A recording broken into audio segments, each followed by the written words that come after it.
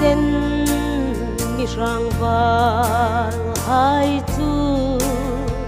đâu le ral chu le nghe tin an pen su ta i ai nam san din asang kan ring na aral asing in la thung deng kan ti kan ring na in zom pui pathin ring al lain mel ma ral tu nghe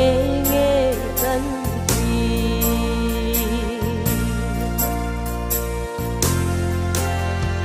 nam hui sen zara rel thim hai chun nam ta din ring na an ran ngam tina Israel ai thui tu chun kan nam hi mi la thui su ka ti asang kan ring na ral thum asing in la thum deng kan ti kan ring na in zom pui pathin ring al lain mel ma ral tu le nghe kan ti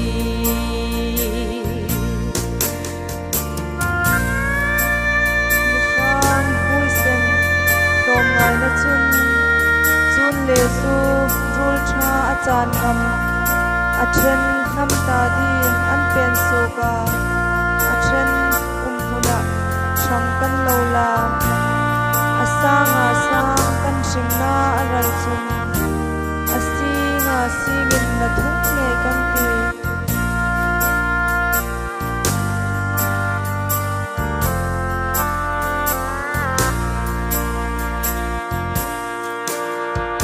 mi rang hui sen lom ngai na chun le zu rul tha kan ngam a then nam ta din an pen su ka a then mun na thang kan lo la asang kan ring na ral thum asing in la thung deng kan ti kan ring na in zom pui pathin